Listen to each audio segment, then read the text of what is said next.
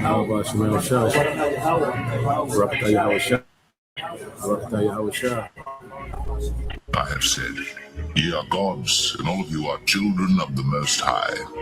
But in the kingdom, we're going to have that power like the angels, but we're going to be what you call extraterrestrial. In other words, we're not going to be regular terrestrial like we are right now. Because what happened is, in the ancient world, we had that power. We had that power when we were on a level like the over the generations and over the years. The Lord took that power from us. But we're going to get that back. We're going to get that power back coming into the kingdom. I have said, ye are gods, and all of you are children of Most High. I am Alpha and Omega, the beginning and the ending, saith the Lord.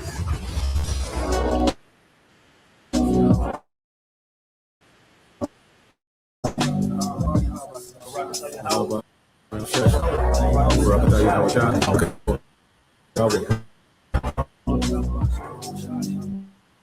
But as it is written, I have not seen, nor ear heard, neither hath entered into the heart of man the things which God hath prepared for them that love him.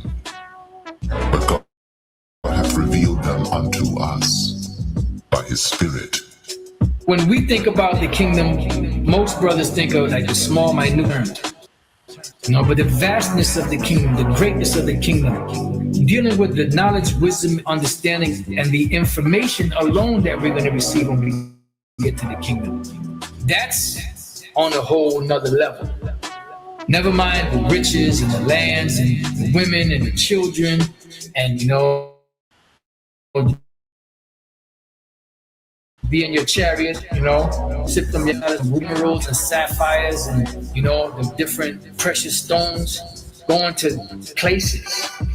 But as it is written, eye hath not seen, nor ear heard, neither have entered into the heart of man the things which God hath prepared for them that love him. But God hath revealed them unto us by his Spirit. No one, no matter how vivid a brother's imagination is, there's nothing in comparison to what's coming. You can't even imagine. You can't even paint it a picture or write it into words or give an explanation that even comes close to the majesty that's coming. We are destined for greatness in the new righteous kingdom. But as it is written, eye hath not seen, nor ear heard, neither have entered into the heart of man the things which God hath prepared for them that love him. But God hath revealed them unto us by his Spirit. The brother with the most good imagination out there can't imagine what the kingdom of heaven has in store, what it's going to be like. What we're basing the kingdom of heaven as far as riches and having a good time and things of that nature is just based off of our experiences in this world and what we think having a good time is and living the life is. Barakatah Yahweh Shah. Barakatah Yahweh. Barakatah Yahweh. Barakatah Yahweh Shah. Thou wilt show me the path of life. In thy presence is fullness of joy. At thy right hand there are pleasures forevermore. Pleasures forevermore at thy right hand. So the kingdom is coming, and that's righteousness. The Israelites are going to be changed. Thy people shall be all righteous. Not one Israelite is going to be lost, because the promise that the Most High made to Abraham was to all that seed. And the seed of the promise went from Abraham to Isaac to Jacob. Every seed that came out of Jacob is a part of the ones that are going to receive the benefits that the Most High promised to blessed Abraham. Barakatah Yahweh Shah. Barakatah Yahweh. Barakatah Yahweh. Barakatah Yahweh Shah.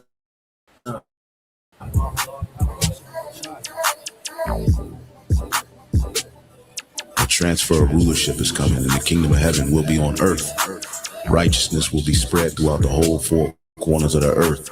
Wickedness will be put down. Barakatah Yahweh Shai, Barakatah Yahweh, According to the Holy Scriptures, Yahweh Shai, the Son of the Most High, is set to bring immortality to the nation of Israel, the elect, via establishing the tabernacle of David, as we talk about the second coming of who the world ignorantly calls Jesus Christ. He is coming to take down this current world ruled by Esau, Edom, and establish a righteous kingdom, which is synonymous with the throne of David. That's scriptural, which is a government that's going to run this world in righteousness.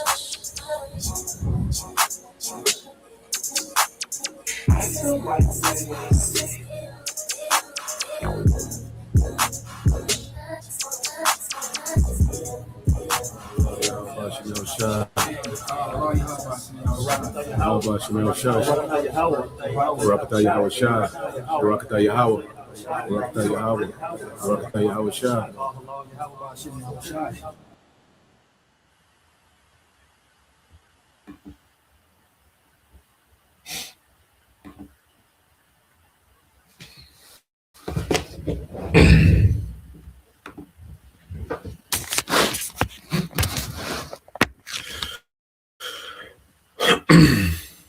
All right, Shalom.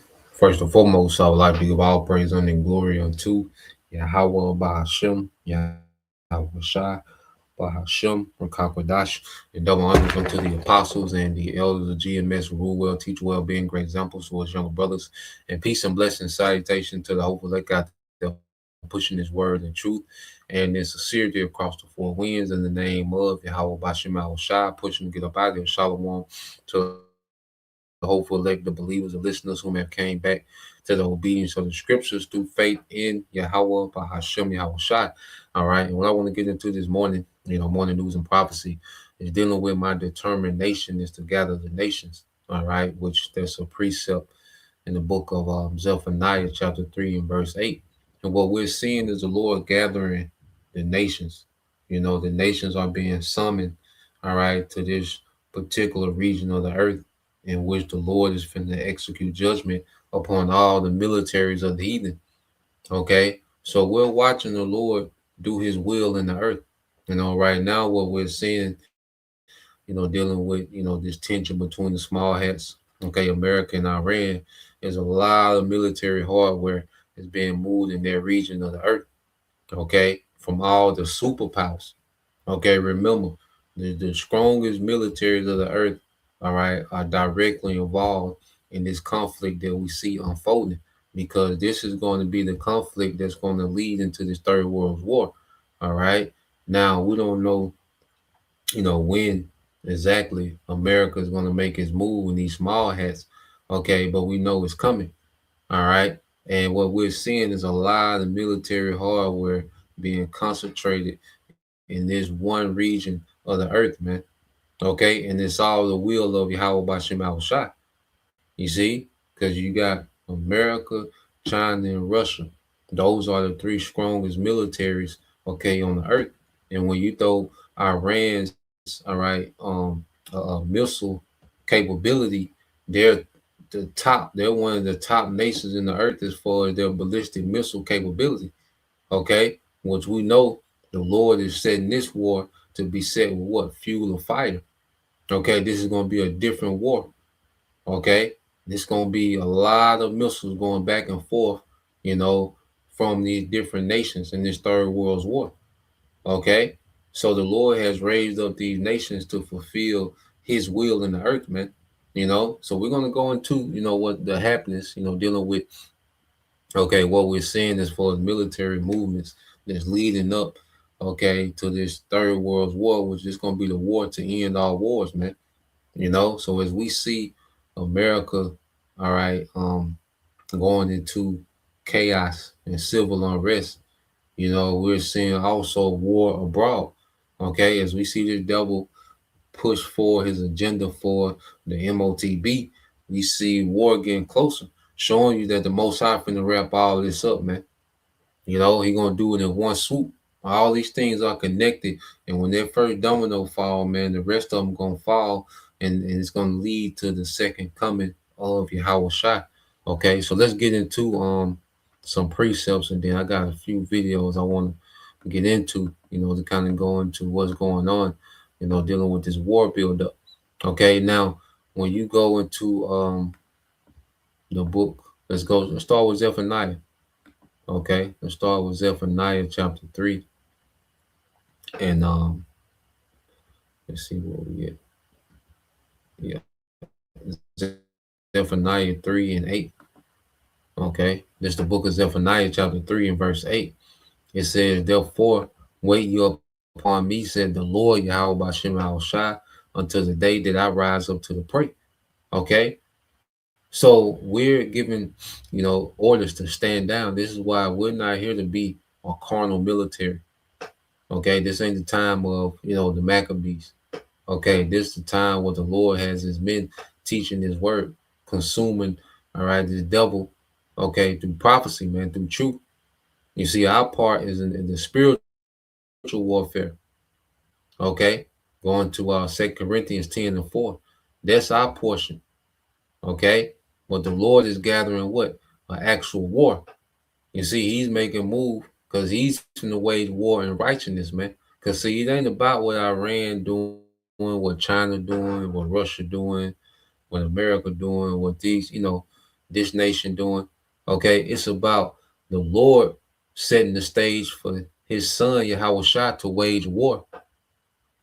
Okay, so we're seeing all the pieces being put in place for the Lord to make these nations the footstool of Yahweh Shai.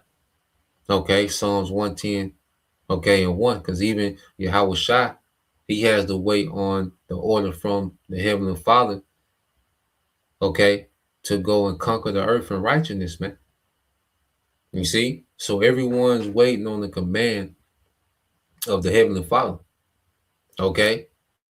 It says, "Until the day that I rise up to the prey, for my determination is to gather the nation that I may assemble the kingdoms, to pour out my anger, even all my fierce anger, for all the earth shall be devoured in the fire of my jealousy," man.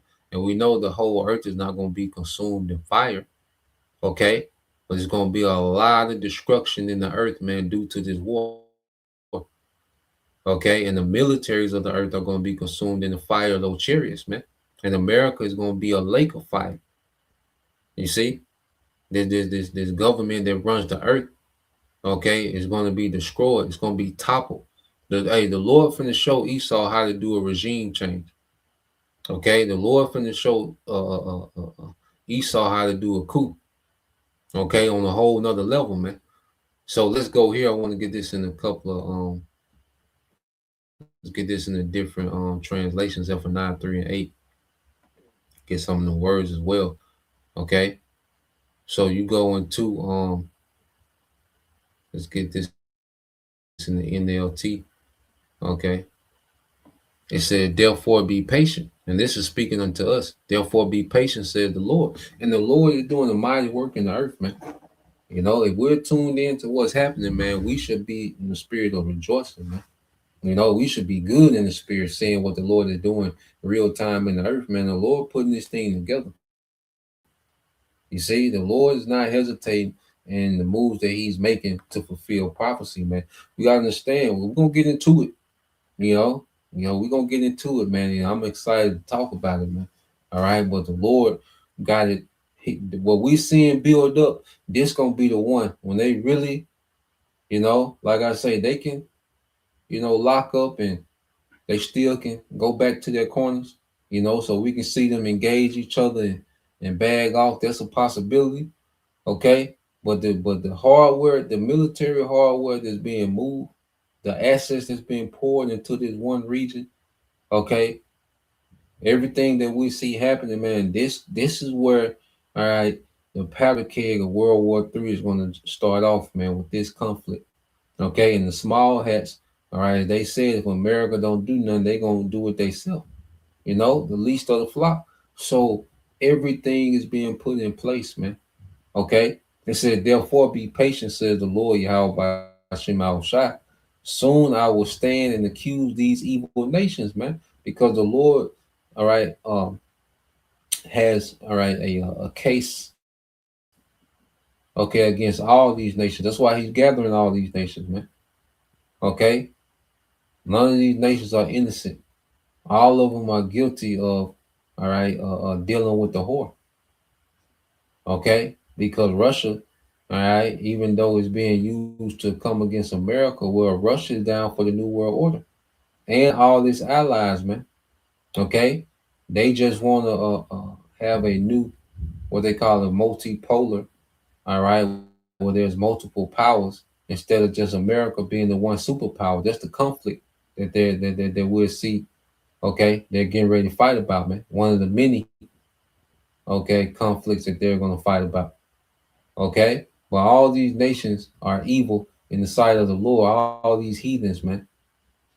Okay, so a nigga telling you that the heathens can make it, they don't understand the judgment of the Lord. Okay, all these nations, okay, are considered evil in the eyes of the Lord because they're following, all right, the man of sin, Esau, man. So whether you're following America or you're following Russia, you're still following, okay, the same agenda. America is just the worst. You see, America is just the most wicked. Okay, but Russia has the same ambitions of New World Order. Okay, they just take a softer approach than America, man. You see, but it's the same wicked agenda. And the Lord's finna judge all of it, man. Okay, for I have decided to gather the nations of the earth and to pour out my fiercest anger and fury on them. All the earth will be devoured by the fire of my jealousy, man.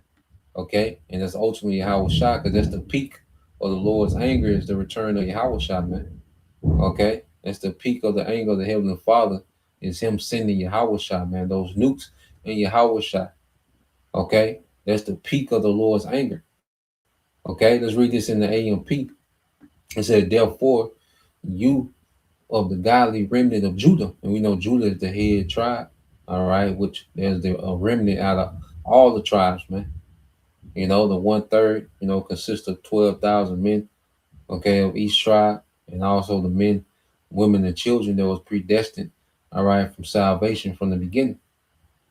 Okay, so this is speaking to the remnant to be patient. You see, and we'll let the Lord work. And see, the Lord God to where we just teach this word, and He doing the heavy lifting. You see, He putting the strategy together that's going to put us back on top. That's going to put the rightful rulers back in rulership, man. You see, the Lord is making real moves to make that happen, man. That's why we got to take this truth serious, man. It's not just something to be a part of. Okay, that's why, you know, this truth ain't about, you know, cookouts and gimmicks and fashion shows and mixtape. Nah, man, this is what this truth is about, man. The Lord making real moves in the planet Earth to change rulerships, man. Okay, this is how we should be thinking, man. Okay, this is real what's happening, man. This is real what we're a part of, man. We got a real rulership coming. What the hell do we got to be sad or depressed about, man? Okay, what the hell could we be sad or pouting about? And we see the Lord doing this. Okay, it says, therefore, you of the godly remnant of Judah patiently wait for me, declares the Lord. Wait for the day when I rise up as a witness against the nations, for it is my decision and my right to gather the nation, to assemble kingdoms, to pour out on them my indignation, all the heat of my burning anger. For in that day all the earth shall be consumed by the fire of my zeal, man. Okay, so the Lord is finna bring judgment upon all these heathen nations, man, and that's why He has all these heathen nations gathering, okay, in this region of the earth, in which He's going to judge. He's going to send Yahweh to judge all of them. You know, He's going to let them go at each other, okay, begin to destroy each other, and in the midst of them destroying each other, He's going to send Yahweh. Okay, let's get this word determination. Okay, let's get this word determination, and then we'll segue to Joel.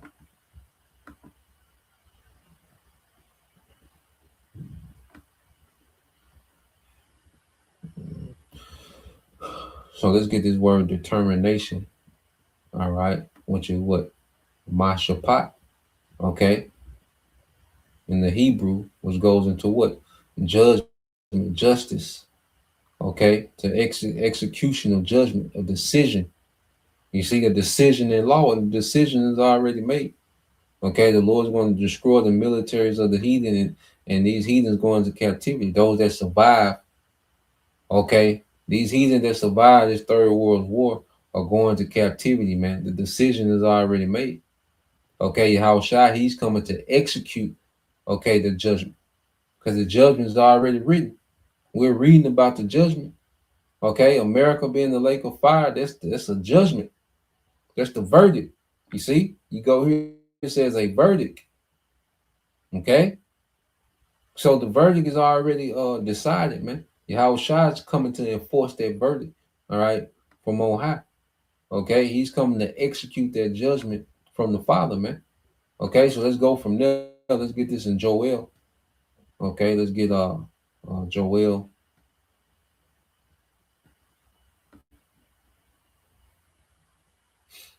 Let's get Joel 3, because it's the same word.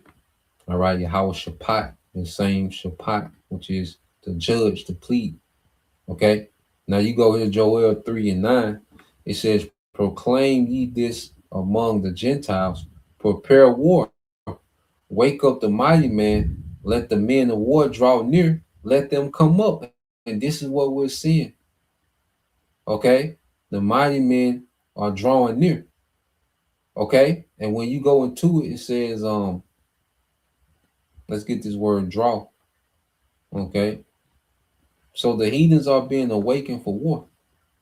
You see, and it's the Lord that's rousing up, all right, these nations for war. Okay, you go into this word draw, which is nagash, okay, in the Hebrew, which goes into what? Now, it says to draw near, to approach. And we're going to get in these videos because it says to approach one another, to approach one another. Okay, and this is what we're seeing. America moving all these aircraft to the coast of Iran, Russia moving their navy to Iran, China moving their navy close to Iran. Okay, so the Lord is causing these nations to approach one another, man, to draw near. All these heathens are beginning to approach one another, man. Everybody is drawing near according to the will of Yahweh Bashim Al-Shai. This is what we're seeing. Okay, the Lord is moving all these chess pieces, man. All right, he's going to send Yahweh Shai back for the ultimate checkmate. Okay, so that word draw in the Hebrew is nagash. Okay, and the main definition is the cause to come near one another, man, to approach one another. Okay, and this is what we're seeing. It said, beat your plowshares into swords and your pruning hooks into spears, let the weak sound strong. Okay, so now, you know, these nations, okay, that was once considered, you know, no threat, okay, that was considered harmless. Now these nations have become powerful, man. Even China wasn't no military powerhouse in the 50s and 60s. China was nothing. Okay, China was you know, you see, China was stir-fried rice, you know. You see, and sugar canes, man. China wasn't on nothing in the 50s and 60s, man. China couldn't do nothing. Okay, now it's one of the most powerful militaries in the world. Okay, so the Lord is, you know, even Iran in the ages, man. Iran wasn't no formidable military, man. Iran didn't have this capability to strike every U.S. military asset, okay, within their region. They didn't have that capability in the 80s, man. See, these are new capabilities that these nations have just gotten recently, man, in the last few decades, man, because of prophecy, because they have a role to play in prophecy, man. Okay? It says, assemble yourselves and come, all ye heathen, and gather yourselves together round about till it calls the mighty ones to come down, O Lord, man, which are the chariots, man. Hey, because the angels are manipulating the minds of these leaders, man, to fulfill the will of the Lord. Okay, he said, let the heathen be wakened and come up to the valley of Jehoshaphat, Yahweh Shaphat. All right, for there will I sit to judge all the heathen round about, man. And how is you going to judge Yahweh Shai? Okay, because that throne of judgment is that chariot, that father chariot that Yahweh Shai is going to be on. That's going to be the chariot of judgment, man. That's going to be that throne, which he's going to judge all these heathen militaries, man. Okay, and you go into uh, uh, Joel, the third chapter, not Joel, second Ezra 13, so I'll pull it up. I got it pulled up in the GNT. It goes into the details of this judgment, man. You know, and this is why we tap into what's happening with this war, because it's leading to this, man. You see, this is our interest. All right, the coming of the second coming of Yahweh Shai, the destruction of all these militaries, man. Okay, it's just going to start off with America. They finna get their ass embarrassed over them, man. Okay, America's gonna get their ass embarrassed over them, man. You know, of course, America got, you know, some power, so they gonna get off, okay, but they ain't gonna go nowhere near like majority of the people, especially in the West, think it's gonna go, man. Okay, verse 13 said, put ye in the sickle, for the harvest is ripe. Come get you down, for the press is full, the fast overflow, for their wickedness is great, man. You know, and the Lord is just showing that this is nothing but, you know, the Canaanites, man. Esau in that spirit of the wicked Canaanites that the Lord hated, man. You know, and that's why the Lord is showing, like, this whole Epstein thing, things have shifted gears because the Lord is showing why he's so angry at these people, man. These people are completely wicked that run the earth, man. Okay? And people think, oh, y'all just mad because of slavery, man. It goes way deeper than slavery. Okay? And if we are mad at slavery, shouldn't we be? Look what them niggas did in slavery, man. They was on that vile Canaanite shit then during slavery, man. Okay? They took that too far. So wickedness is getting too out of pocket, man. And the more wicked society gets, the more exposure of wickedness that the Lord puts out there, the closer he's bringing these nations to war. It's the Lord moving all this military hardware for his purpose, man. Okay, it said multitudes in the valley of decision, for the day of the Lord is near in the valley of decision, man, and the decision is made, man. Okay, to put down all the militaries of the earth, man. All right, to throw down all the governments of the earth, man. Okay, and the survivors of the war are going into captivity, man. Okay, that's the decision. That's going to be the outcome, okay, of this third world war. Okay, so let's go here, just to go into the details of it. All right, let's go here.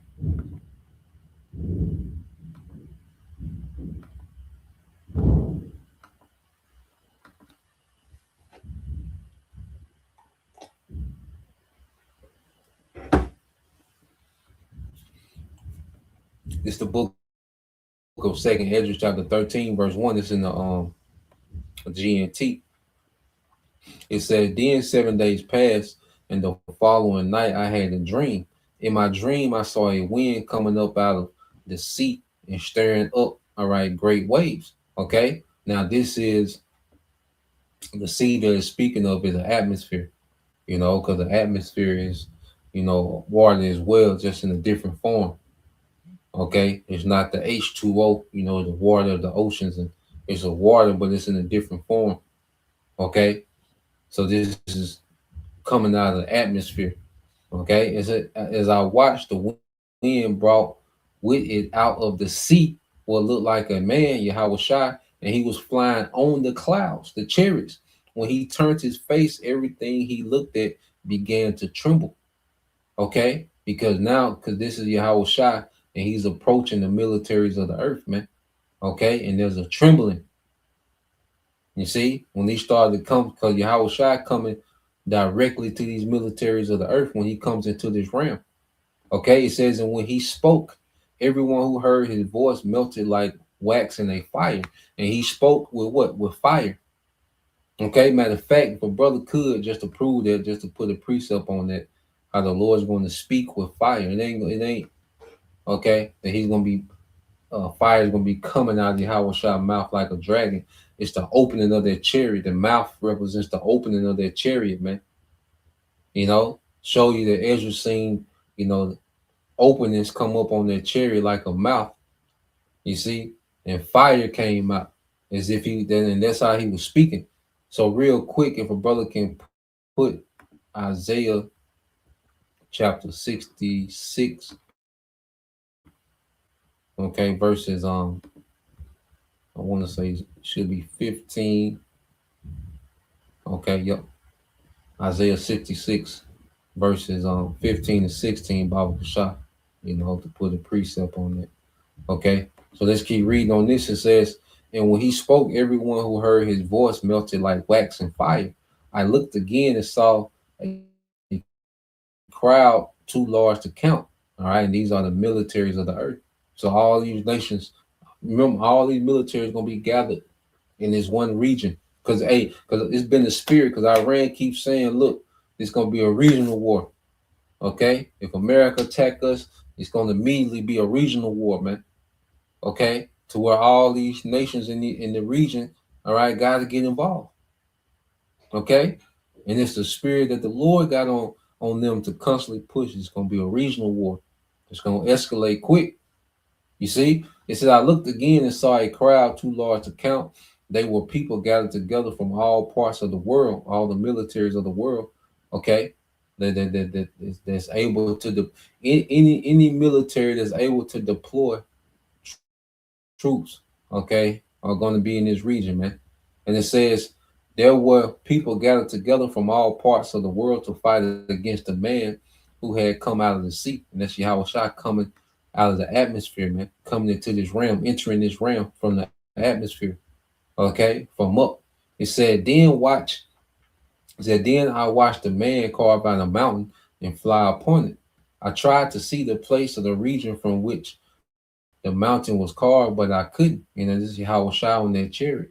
And this just shows you how massive the chariot was. Okay, Ezra described it to, you know, the size of a mountain, you know, and he couldn't even see, you know, the region. It was the chariot so big, man, he couldn't even see, you know, he couldn't see from end to end. You see, that's how massive the chariot was, man. Okay, it says, then I saw that all the people who had come together to make war against him were terrified, but they still prepared to fight him, man. The Lord is going to put the spirit on these devils to fight, on these heathens to fight, man. Okay, so he can show their power. When the men saw, all right, when the man, Yahweh Shah, saw the great crowd advancing to attack him, he did not take up any weapons, man. So the Lord is going to cause these nations to come at Yahweh Shah, man. These militaries to come at Yahweh Shah. Okay, all at once, man. So, because Yahweh Shah, look, we finna wrap this shit up, man. Okay, it ain't gonna be that back and forth. It's gonna be quick work. When Yahweh Shah returns, it's gonna be quick work, man. You see, it ain't gonna be all these days and weeks. Nah, man. When Yahweh Shah come, America gonna be getting obliterated with nukes. Okay, and Yahweh Shah gonna be destroying the militaries of the earth, man. Okay. It said the only thing I saw was what looked like a scream of fire coming out of his mouth. He sent a flaming wind from his lips and a storm of sparks from his tongue. The scream of fire, the flaming wind, and the great storm combined. You know, so it's just fire coming out in many forms from their chariot, man. You know, the scripture call it with the right aim and lightning bolts. Okay, Ezra, he said he's seen a tempest like a tornado. You know, this is gonna be fire coming in all fashion out of the chariot of Yahweh Shah, man. Okay, and it says he swept down on the crowd. All right, it says and swept down, showing you that Yahweh Shah gonna be above, you know, everything, man. Because it said the flaming fire swept down. You see, so Yahweh Shah gonna be exalted above, okay, these militaries of the earth, man. You see, so it's just gonna be like a Yahweh Shah gonna turn the earth to his throne room, because you know, like if you watch, you know, those movies with the kings, when they bring someone in their throne room where the king is up high, you know, the king is up high, and you will be ground level, and the judgment will come down from the king. You know, you will walk in their throne room, and then there will be steps up to the throne. Okay, and you will be at the, on the ground level, and their judgment will come down upon you from the king. So Yahushua, he's gonna turn the earth to one big throne room. Okay, and their judgment gonna come down from their chariots, man, on all these heathens, man. Okay, and it says, and swept down on the crowd that was coming to attack him, and burnt them all up. In a single moment, their crowd, too large to count, vanished. Okay, and there was nothing left but powdery ashes and a smell of smoke. I was shocked when I saw what had happened, man. Okay, so in the instant, a crowd too large to count, okay, was vanished and turned to powdery ashes and smoke, man. Okay, and that's the judgment. You see, that's a decision, all right, that's already decided in the heavens. We're just watching it play out now. Okay, and that's why when you go here, okay, yep, the brother got it to show you that, what's coming out of the mouth of the Lord. Okay, how the Lord's going to rebuke, with fire. That's how the Lord's going to speak to these nations is in fire. See, we're doing the verbalizing now. You see, the prophet, this is our ministry to actually verbalize the judgment that's to come. When Yahushua come, he's coming to execute. He's coming to speak. Okay, in fire, man. Okay, so let me pull this up and we're gonna get that. Okay, let's go here. This is the brother GMS Des Moines, Isaiah 66 and 15. Shalom to you, Akim, on the comment board. And shalom out. How about you, It said, for behold, the Lord will come with fire and with chariots like a whirlwind to render his anger with fury, and his rebuke with flames of fire. Okay, so the Lord is going to rebuke in fire. You see, we're rebuking in words. The Lord is going to rebuke in fire. Okay, it said, for by fire and by his sword will the Lord plead with all flesh, and the slain of the Lord Yahweh Shemau Shah shall be many. And what did Ezra say? All he seen was smell of smoke and fire. When the dust settled, literally, when the dust settled, all the militaries of the earth that was gathered to attack Yahushua was dust, and he spoke to them in fire. You see, Yahushua is coming to speak in fire, man. Okay, so let's play this, and let's deal with what we see happening, the build up, okay, dealing with this countdown to this third world war. Okay, so let's play this.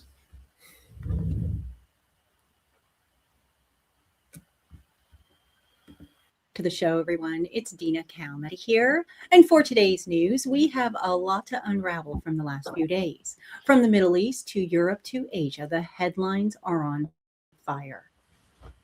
But I first want to talk about what is most urgent, and that is Iran, Israel, and the United States. According to a report in Axios, the Trump administration may be closer to launching a major military conflict in the Middle East than much of the American public realizes, and such action could start soon. The report says that any U.S. strike in Iran would likely extend far beyond a limited operation. Sources cited say it would resemble a sustained weeks-long military campaign rather than a short targeted strike. Per the report, officials expect any action to involve close coordination with Israel. Regarding the timing, we were told that President Trump had given Iran around 30 days to make a decision. But now the report says that Israeli officials are preparing for a possible conflict within days and are advocating for an expansive campaign that could target not only Iran's nuclear and missile capabilities, but potentially the regime itself. Some U.S. sources, however, believe action could still be weeks away. The report also notes that the U.S. officials have given Iran a 2-week window to present a detailed proposal following the latest round of talks.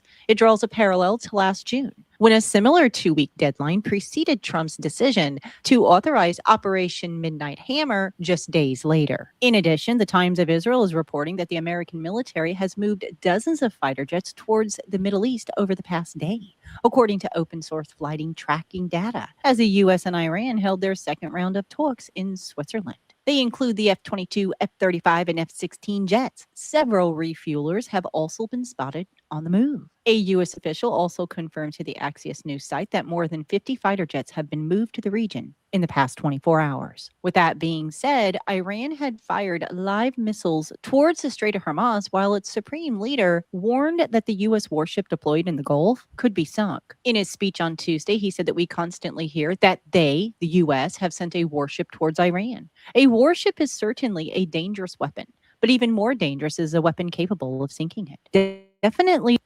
So America is sending a lot of air power to their region, man. It's the Lord gathering the nation. You know, this is the largest American military buildup.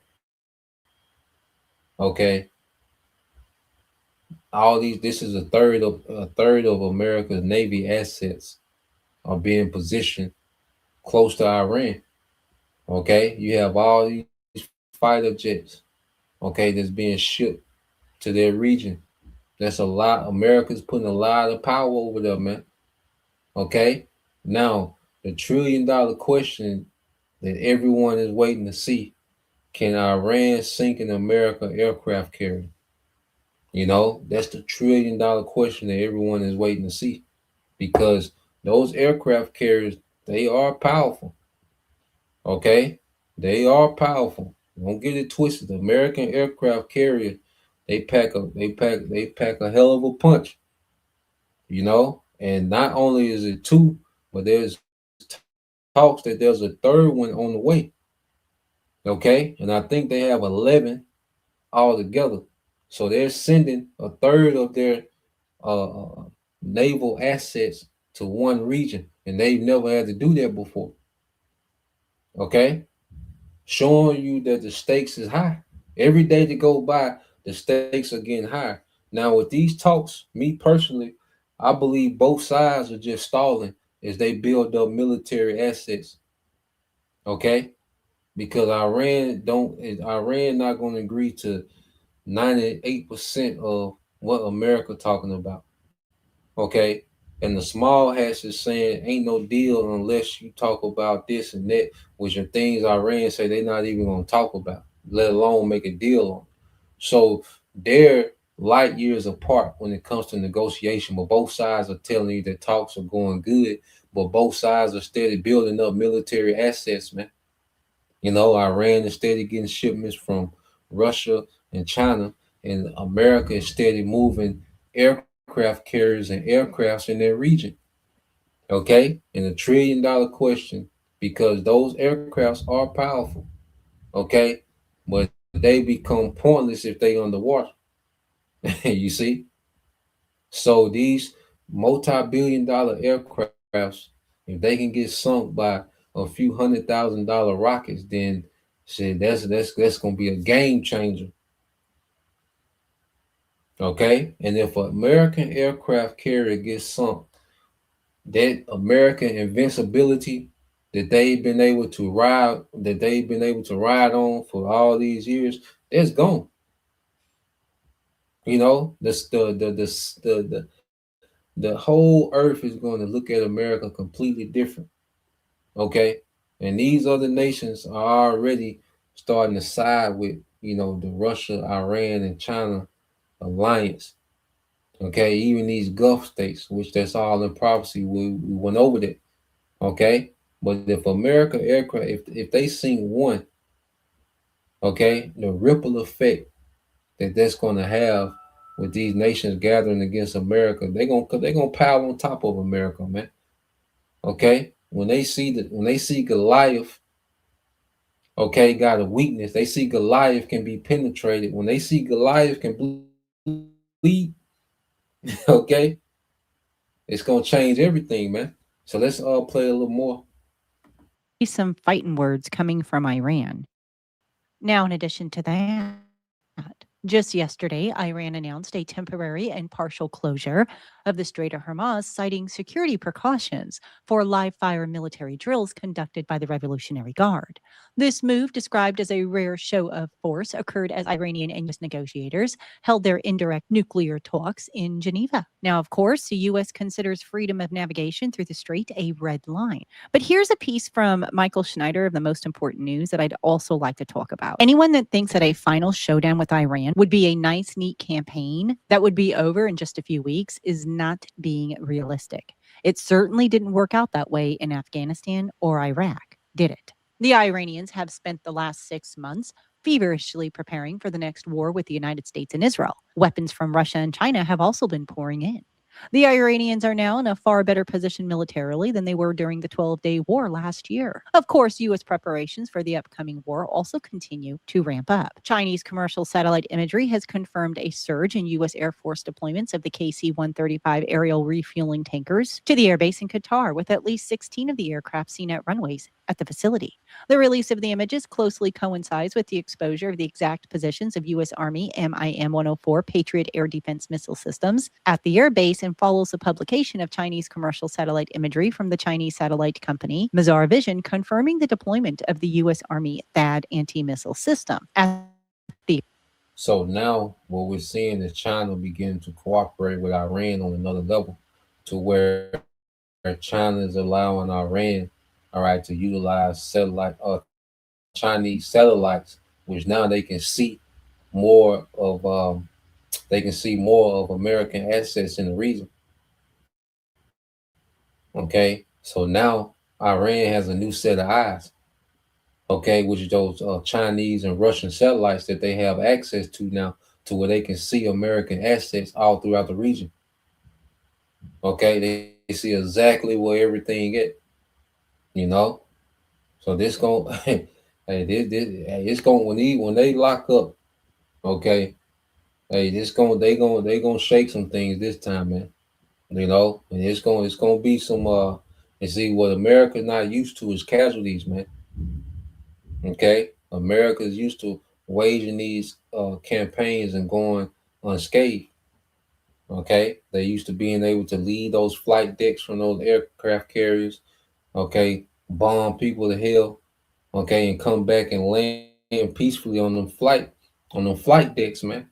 But this one gonna be different. This gonna be different, man. Let's play this. Air base in Jordan. Unconfirmed reports have indicated that Chinese satellite intelligence and communications is being provided to significantly strengthen Iran's ability to withstand a possible U.S.-led assault and launch retaliatory attacks, fueling that the publication of images on the potential targets may be intended to signal that Iran's targeting intelligence will be significantly greater in a future conflict due to Chinese support. And CBS News is telling us that the USS Gerald R. Ford is being deployed to the Middle East. When push comes to shove, the U.S. and Israel will be hammering Iran at the same time, and the goal will be regime change. He also notes that Iran could use unconventional weapons, in which Israel will not hesitate to strike back with overwhelming force. And then we will really have an apocalyptic scenario on our hands. Israeli Prime Minister Benjamin Netanyahu is insisting on any potential deal is that all enriched material has to leave Iran. The second is that there will be no enrichment capability, not stopping the enrichment process, but dismantle the equipment and the infrastructure that allows you to enrich in the first place. Netanyahu added that any agreement should also address Iran's ballistic missile program, citing a 300-kilometer range limit under the MTCR. He also said that any agreement should also address its support for Iran's regional allied groups. Iran, of course, will never agree to any of that. In fact, they will never agree to any restrictions on their ballistic missile program under any circumstances. Over and over, the Iranians have made it abundantly clear that they are not willing to give the U.S. and Israel what they want. And apparently, Steve Witkoff and Jared Kushner have told President Trump that it will be difficult to impossible to make any sort of a deal. And so the points are talkless. I mean, the talks are pointless, man. Okay, the talks are pretty much pointless because as they're talking, both sides are constantly just building up and preparing for war. Okay, so these whole things with the talk, all right, basically, just each side buying time and position themselves for this war, man. Okay, so let's go to this one. All right, let's see. Yeah, let's go here.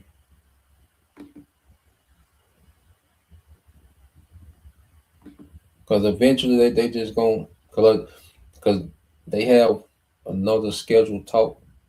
I want to say it's next week. Okay, they supposed to have another scheduled talk. You see, and they probably gonna both sides gonna drag these talks along. With claiming that they're making progress with each talk. So we can see both sides drag these so-called talks along, but then eventually they just gonna have to hit because it's the will of the Lord. Okay, and the Lord got it set up to where it's like He said, it's impossible, all right, for them to reach a deal because no side is willing to give the other side anything, okay, based on what the other side want. Okay, so those talks are just pointless talks, and they're going through the motion. But while they're going through the motion, they're building up a war, man. Okay. It seems Donald Trump is unable to decide on his future course of action vis-a-vis Iran. So is indulging in the mix of negotiations with Iran, urging that the US could launch military strikes on the Islamic Republic anytime soon.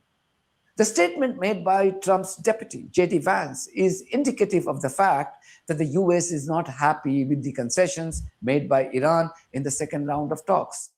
In tonight's video, I shall explore this major twist in the ongoing US-Iran tension and also the bold stand taken by the Voice of Hind Rajah film director at the Berlin Film Festival and what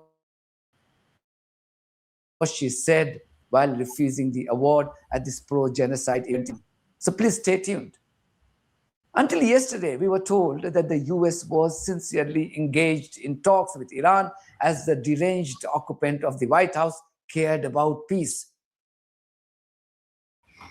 Even Iranian and Omani foreign ministers left Geneva feeling confident about the initial deal. Trump's deputy J.D. Vance's statement saying that the US would not settle with anything less than 0% uranium enrichment.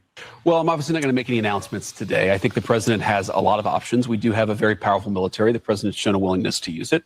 He also has a remarkable diplomatic team. He's shown a willingness to use that too. And so what the president has been very clear with the Iranians, and actually I just talked to Steve Witkoff and Jared Kushner this morning about some of their negotiations, is the United States has certain red lines. Our primary interest here is we don't want Iran to get a nuclear weapon. We don't want nuclear proliferation. If Iran gets a nuclear weapon, there are a lot of other regimes, some friendly, some not so friendly, who would get nuclear weapons after them. That would be a disaster for the American people because then you have these crazy regimes all over the world with the most dangerous weapons in the world. And that's one of the things the president has said he's going to prevent. Now, we would very much like, as the president has said, to resolve this through a conversation and a diplomatic negotiation. But the president has all options on the table. And, one thing about the negotiation I will say this morning is, in some ways it went well. They agreed to meet afterwards. But in other ways, it was very clear that the president has set some red lines that the Iranians are not yet willing to actually acknowledge and work through. So we're going to keep on working it, but of course the president reserves the ability to say when he thinks that diplomacy has reached its natural end. We hope we don't get to that point, but if we do, that'll be the president. This is Jen Spark. It's like having a full stack team in one workspace. Watch this. Build me a This has. So here it is. The devils always speak about, these nations not having the right to have a nuclear weapon. Well, you set that president. Who brought atomic warfare to the battlefield? Okay, you set that president. Okay, so how the hell you gonna tell another nation they can't have the weapons that you got? Okay, Iran is not known for invading nations. America is. The small hats are. Okay, the two nations, all right, that do the most airstrikes, that do the most bombings, that are at war with with more nations than anyone on the earth, you know, they feel as if they have the authority to tell these other nations, well, you shouldn't have, all right, a nuclear missile. Okay, you shouldn't have nuclear warheads. Okay, when you devils introduce nuclear warfare to the battlefield, what you did to Japan, okay, the atomic bomb that you dropped, the 2 atomic bombs that you dropped on Japan, the only nation of people to use atomic warfare is Edomites. I'll say, because in response, that's how war goes. Once somebody brings something to the battlefield, the other side has no choice but to level up and make it even. That'll be super stupid not to even the playing field, okay, of your enemy. Okay? To not to go level up so you can be, all right, a formidable, okay, enemy, man. You see? That's just like when people brought cannons to the battlefield. Everybody had to go get cannons after that. You see? When machine guns was brought to the battlefield, everybody had to go get machine guns. You can't have regular guns anymore. Muskets. Okay, imagine you going to World War II with a musket and everybody else got machine guns, man. Okay? So whatever weaponry is introduced to the battlefield, well, you set the precedent for these other nations to level up to their same weaponry. Okay, so you damn devils, you set the tone for that, man. All right, and you devils, you signed your own death certificate when you brought that type of weaponry to the battlefield, and the Lord wanted you to do that. Okay, because it's what's that in Isaiah? If a brother want to post that in Isaiah 50, what's that 54? I think 16. He created the smith to blow at the coal, you know, and the Lord brought that technology, all right, to the battlefield because that's how America, all right, modern day Sodom will be destroyed. Okay, so you devils, you don't have the say so who develops those weapons, man, because those are the Lord's weapons. A brother can post that too. Jeremiah 50 and 25. Bible shot Jeremiah 50 and 25, and I believe there's Isaiah 54 and 16. I want to say the smith to blow the coal. Okay, but these devils be having some nerve, you know, to act like they're just these responsible niggas with the weapons. Nigga, y'all use the weapons. Okay, there's still nuclear fallout and behind this shit, which y'all did. Okay, in the 40s, man.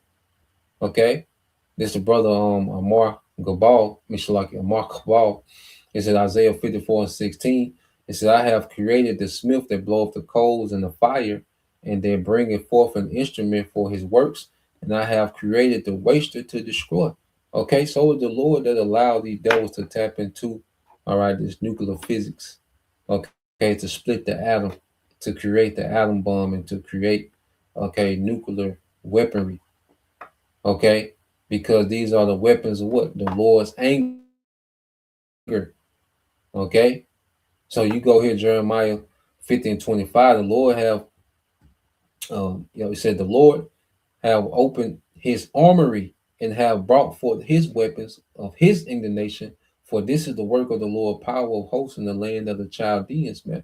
So the Lord allowed, that type of technology to be brought, okay, to the battlefield because he has a purpose for Babylon, which is to turn this place to a lake of fire. So now that technology exists for that prophecy to be fulfilled. Okay, the Lord is going to rain all that weaponry, all this nuclear weaponry on America, man. And that's the weapons of his indignation. Okay, so you Edomites, you didn't create that weapon because you're just so prolific and your high IQ. No, the Lord, all right, allowed you to create that weapon, mass produce it, and then he allowed these nations to put these warheads on hypersonic projectiles, okay, to fulfill the prophecy of America being destroyed in 1 hour. Okay, so all this technology was for the fulfillment of prophecy, man. Okay, and you devils don't have to say so who gets to have what they call the weapon. No, these are the Lord's weapons, man. Let's play this some more.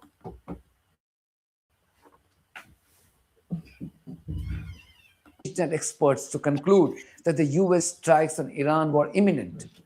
Iran has always maintained that whilst it was ready to make considerable concessions on its nuclear ambition, it was not prepared to forego its right to pursue a peaceful nuclear program, i.e., it will not accept the US demand to cease its uranium enrichment altogether. This clown Vance says that the US doesn't want nuclear proliferation in the region. But he would not tell you that his Israeli masters have already amassed close to 100 nuclear bombs. And the settler colony, illegal settler colony, is not even a signatory to the Nuclear Non-Proliferation Treaty, NPT. Why doesn't this Vance chap tell his Israeli masters to give up their nuclear arsenal? Whilst Iran has no history of military aggression against a sovereign country in the region or anywhere in the world, Israeli terrorists have attacked 7 countries in the last 2 years alone. Likewise, the US is notorious for illegally attacking and occupying foreign countries. Why must these two genocidal entities be entrusted with nuclear weapons? Listen to US political scientist John Mearsheimer, who demolishes the Western propaganda on Iran being a threat to the US. But the idea that a country like Iran, which is no threat to the United States, or a country like Venezuela, which is no Iran threat is to the no United threat to the United States. should. No, it's not. Why is it a threat to the United States? Well, maybe because the Ayatollah has repeatedly threatened the United States publicly. He can repeatedly threaten the United States till he's blue in the face. But then no one goes into the history, okay, of how America has interfered with Iranian government and politics for a long time. See, there was a time when America, all right, when they was benefiting off of Iranian oil, because our America has had a puppet government in Iran before. That's why you keep hearing America talk about regime change. Okay, so just like America does all these other nations, you see, at one time they had a pro-American puppet leader, what they call the Shah.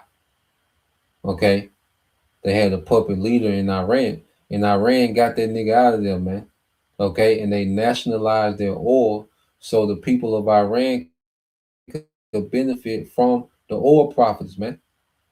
Okay, and this was a major part of these devils having this ongoing feud with Iran.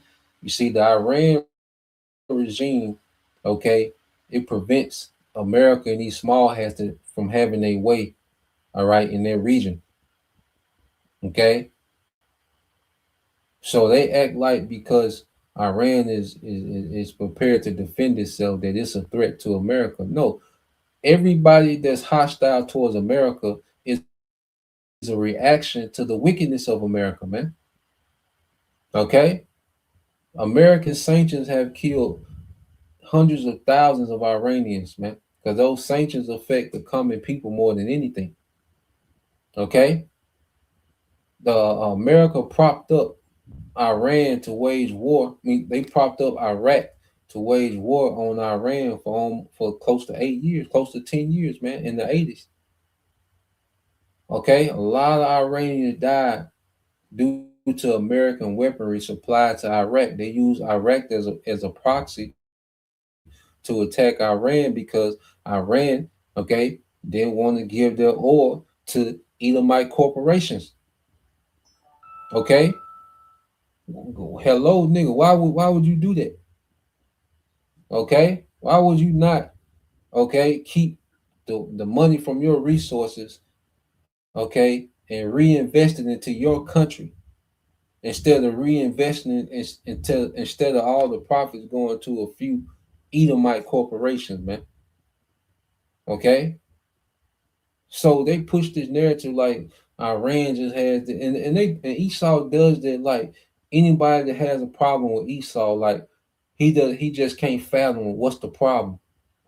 Okay, he can't fathom that somebody don't like this nigga. Like no one has no reason not to like the Edomite male. Okay, when they're the source of problem on the earth, man. Okay, let's play this some more. Who cares? The question is, does he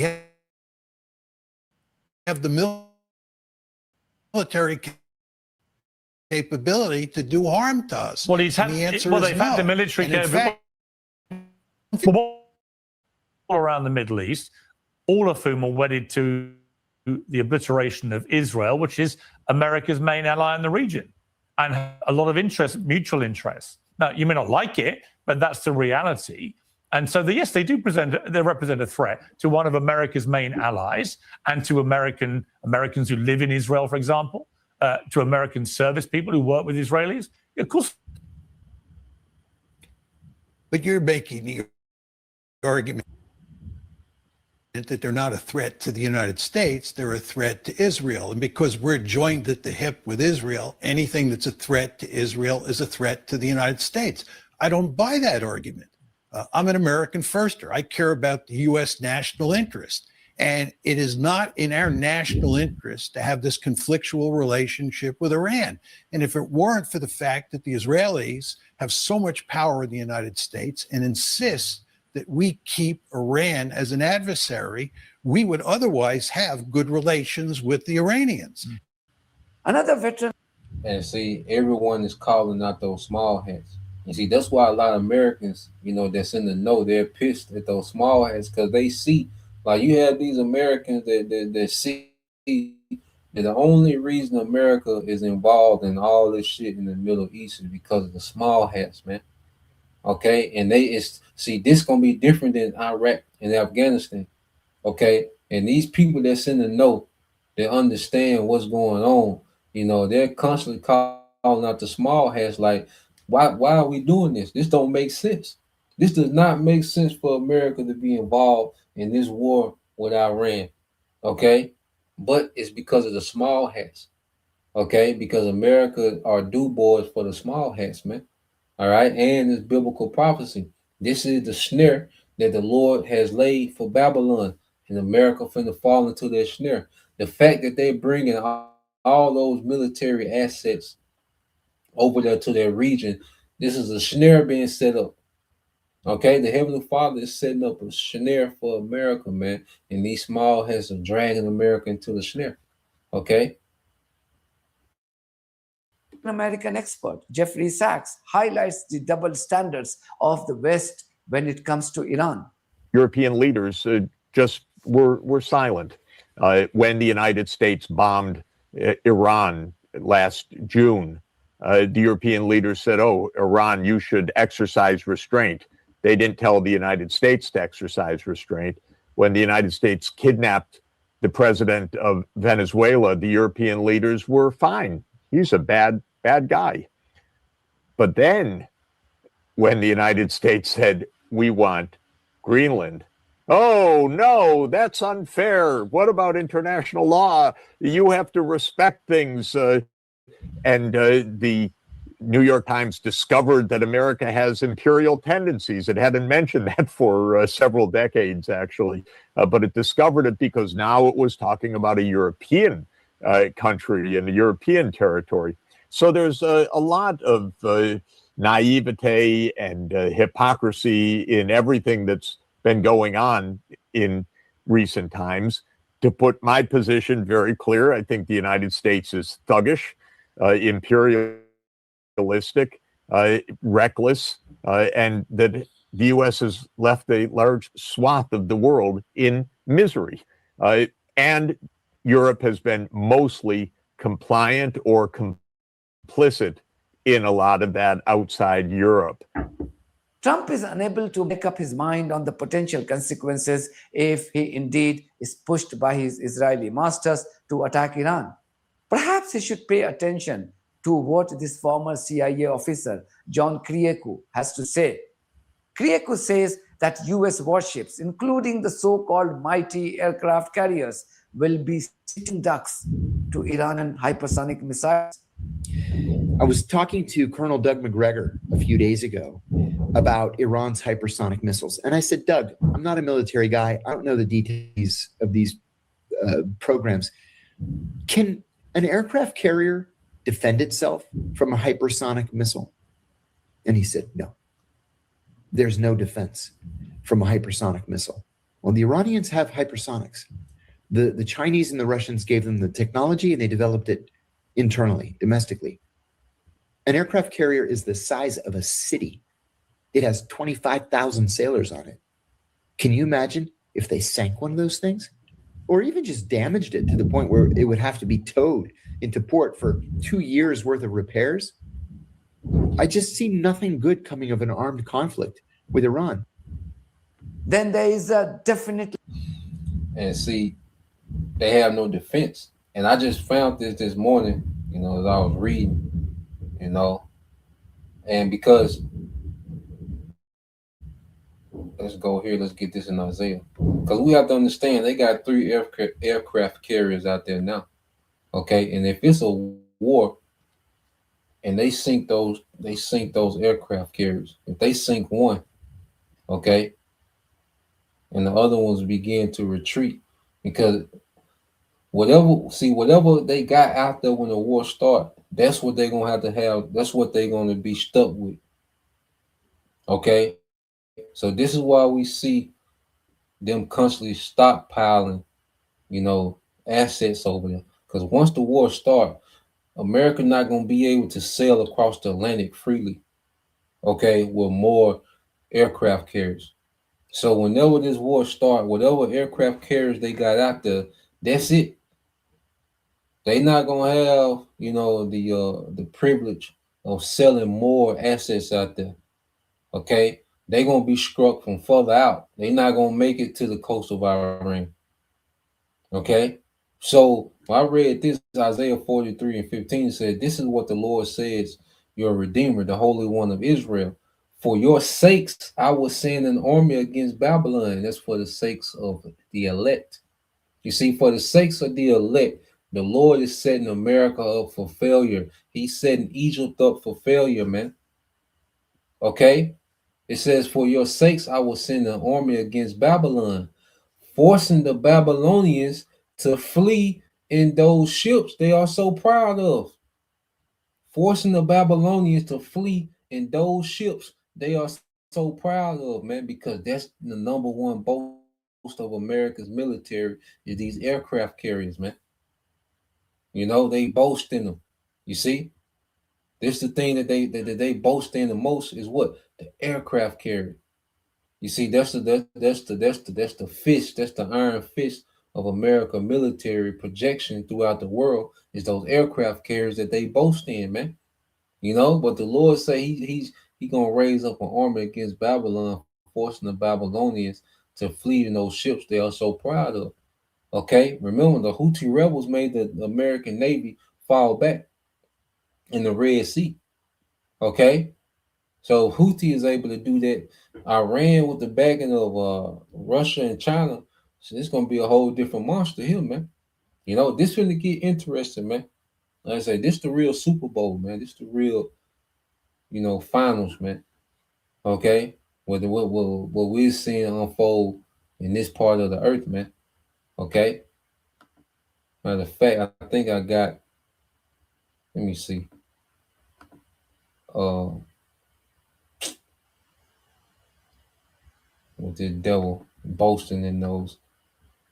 Let me see. Let me find it. I should.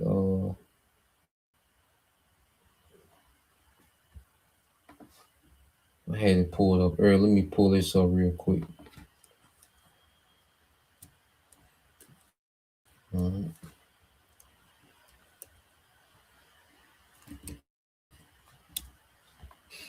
if a brother could, let's get that Revelation chapter 11, verses 14 and 15, Baba Shah. Okay. So let's see. I think I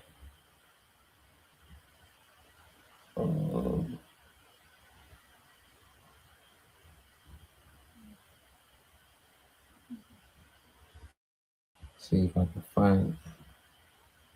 Yeah, I'm gonna fast forward to. So you got American, and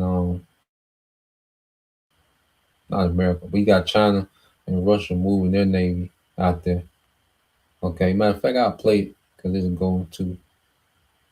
I'll play into this devil that we just read that in Isaiah 43 and 14. These devils boasting, in these ships. Okay, so let's let me see what we get. Let's play this real quick.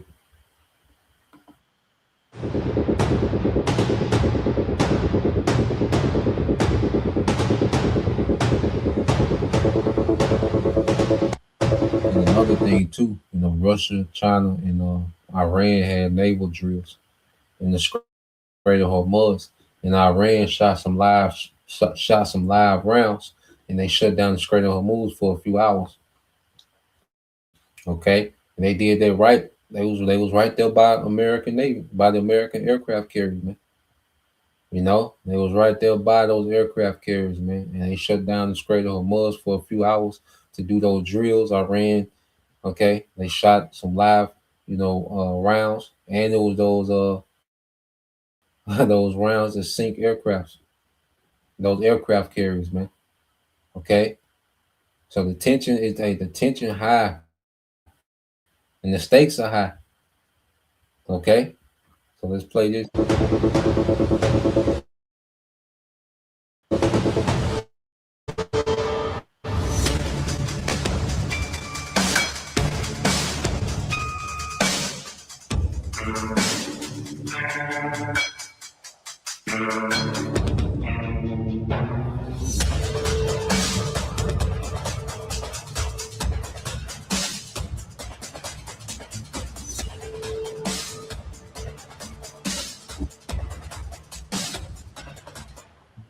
After Russia, China has reportedly deployed naval vessels in the Strait of Hormuz amid Iran's tensions with the United States.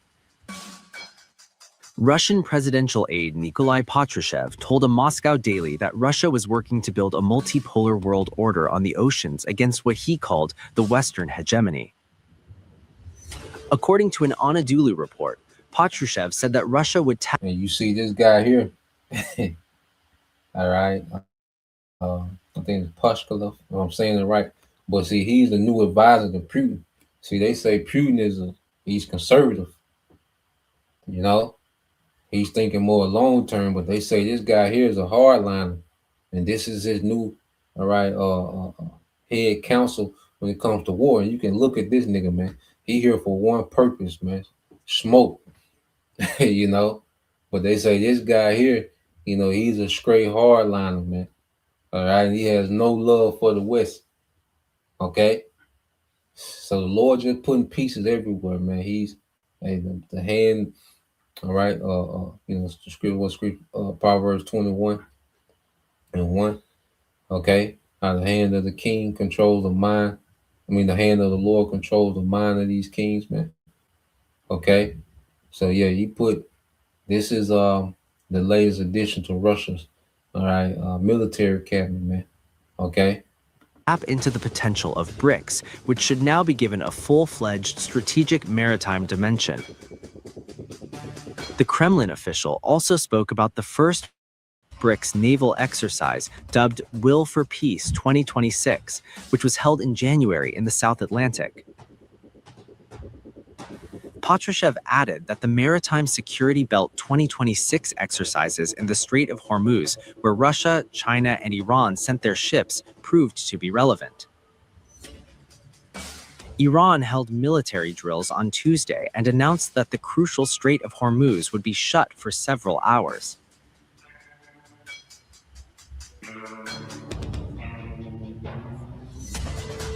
The development comes as the United States has deployed warships close to Iran, sparking fears of an all-out war.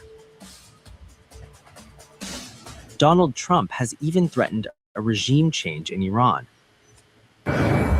Give us the deal that they should have given us the first time. If they give us the right deal, we won't do that. But, historically, they haven't done that. I will say they want to talk, but so far they do a lot of talking and no action. When are those talks, Mr. President? They've already started. Do you want regime change in Iran? Well, it seems like that would be the best thing that could happen. For 47 years, they've been talking and talking and talking. In the meantime, we've lost a lot of lives while they talk, and legs blown off, arms blown off, faces blown off. has been going on for a long time. So let's see what happens. In the meantime, we have tremendous power has arrived, and additional power, as you know, another carrier is going out shortly. So we'll see it out. If we could get it settled for once and for all, that would be good. Yeah, so you see they boasting about those ships. Real quick, Isaiah 43 and 14. This is what the Lord says, your Redeemer, the Holy One of Israel. For your sakes, I will send an army against Babylon, forcing the Babylonians to flee in those ships they are so proud of, man. You know, hey, America finna get embarrassed, man. Okay, America is set to get embarrassed in this third world war, man. Okay, now I got one more video I want to go into to show you. All right, he talking this shit, you know, Trump, you know, America be talking that shit, but this is what's going on in the background. All right, because let's go here, because what's happening now is they starting to leave. All right, those military bases in their region, you know, so those American troops, all right, are on retreat, you know, and they're trying to make it, they're trying to say that it's because of this and because of that. Now they getting out of there because they know when this go down, all right, them bases are just sitting ducks. Them bases can't stop Iranian ballistic missiles. Those aircraft carriers can't stop Iranian ballistic missiles. And plus, you know, if a part of what they're saying is true about, you know, the Russian missiles, all right, hypersonic missiles that have been, you know, delivered to Iran, okay, it's gonna be a major problem in their region, okay, for Babylon, man. So let's play this.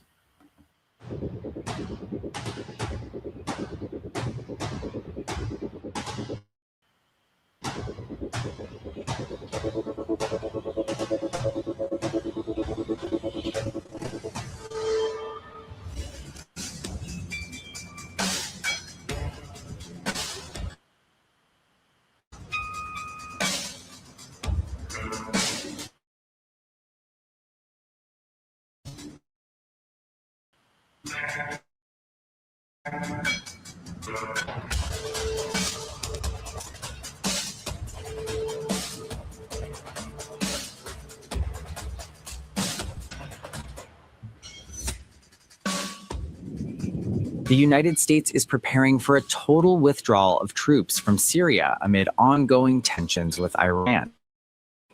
The Al Jazeera Wall Street Journal's report, quoting 3 U.S. officials, the U.S. military will pull out nearly 1,000 soldiers. The WSJ report indicated that the broader withdrawal of U.S. troops in Syria would unfold over the next 2 months. Remember, the Trump administration has been weighing a full withdrawal since at least January. The fresh move comes as the U.S. military last week withdrew service members from the al-Shaddadi base in northeast Syria and from the Al-Tanf base. Al-Tanf base is a key hub for operations for the global coalition led by the U.S. against the Islamic State, which had controlled large areas of Syria and Iraq until 2017. U.S. Central Command said last week's orderly departure was part of a deliberate and conditions-based transition. U.S. officials said withdrawal follows an agreement aimed at reshaping Syria's security structure and consolidating state authority after years of divided control.